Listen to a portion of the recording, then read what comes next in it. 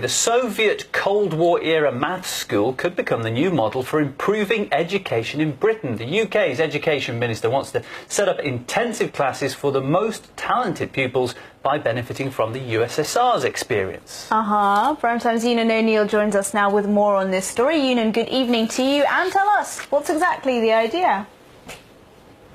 Good evening to both of you. Yes, indeed, it seems to be a case of back to the USSR for the British education system. Now, according to Michael Gove, the Education Secretary, he has given preliminary approval to King's College, one of Britain's most prestigious universities, to go ahead with one particular free school out of many, which will benefit maths students from the country, the very best maths students from around the UK. Now, essentially, what will happen, they will provide in-depth education for the best students in the state system to try and get them ready to do their best at university and beyond. And indeed, they also say the free schools are being implemented to make the gap between state schools and private schools smaller, make that all the better. Now, it will be a sixth form school or just pre-university school. It's being scheduled to open in 2014 under Gove's leadership.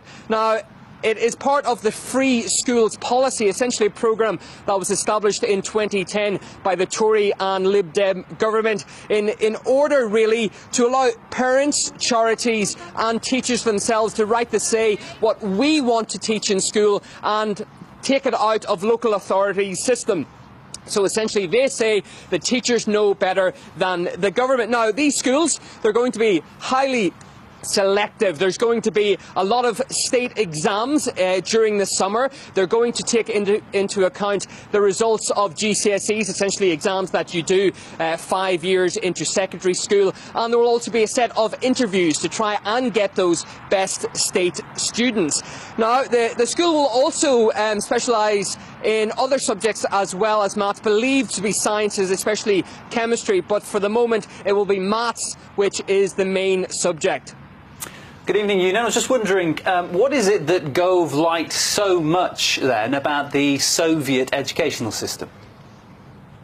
Well, I think mainly the fact that the classes are likely to be taught by university academics and indeed the best of the undergraduate and postgraduate students themselves, meaning that those maths students from state schools who come in, they have the ability to actually go and sit down with people, the best in the business, the best in maths in the country, and develop their skills on a one-to-one basis in many occasions. They're going to get a lot more in-depth math skills. Now, I'll just give you a bit of background to the schools here. During the Soviet times, the first Russian math school was set up in 1963 by one of the top mathematicians that the world has ever seen this century, and that is Andrei Kolmogorov. Now, he was given the Stalin Prize for maths, the highest award for academics in the country during that time, before he established the school. Now, it's still going strong in the country despite it starting all those years again.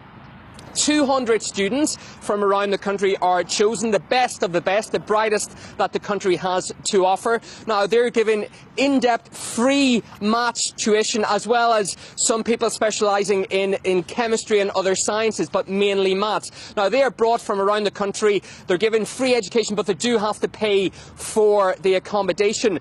Now, the reason why it's in such demand, there's only 200 places, well, because during Soviet times, the state, they wanted to boast essentially that their system of education was the best in the world. So a lot of money was pumped into getting the best that the country has to offer in these schools. Now, they also had to fulfil a certain goal. The government set very high targets, and they said you really have to reach those, and in most cases they did, meaning that maths was seen as one of the best subjects that the country has to offer. Now, because of these schools, things such as engineering was Russian engineering was seen as perhaps the best in the world, especially during the space race time when the Soviets went up against the Americans to become the first in space. Now that's something that Gove, he sees that as something that should be looked up to and really tried to be implemented again. He's also believed to be a supporter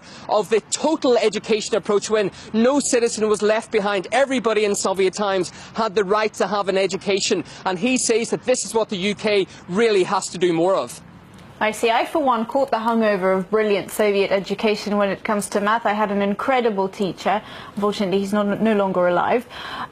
Still, I find this piece of news slightly confusing because UK education is notorious for being really good all over the world. Why does the UK need this boost? Well, essentially, education, it is a massive issue in Britain. Elections can be won and lost on the issue. And indeed, one of the most written things in the press, one of the most talked about things in the media is the decline of stuff such as maths, such as sciences, such as English language and literature, trying to get those fundamentals back up to the standard required to get the economy back up to an even better level, because we all know at the moment we're in a state of recession in the UK. They say that the way to getting out of that is by education, is by getting those key subjects up to scratch.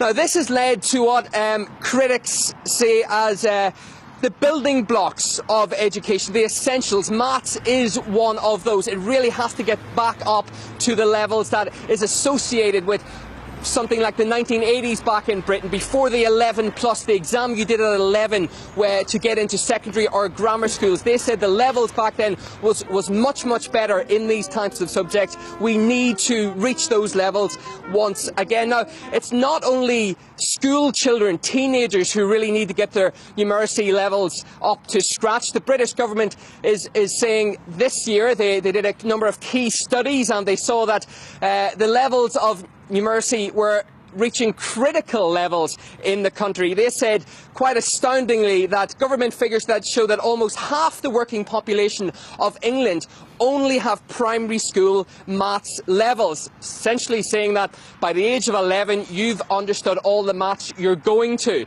They also said that millions of people simply struggle to understand things like checks in restaurants, how to pay a household bill, and also how to simply read a train timetable. These are things that really needs to be improved on. And the government say the standard line of "I can't understand maths, I'm not good at maths" isn't good enough anymore.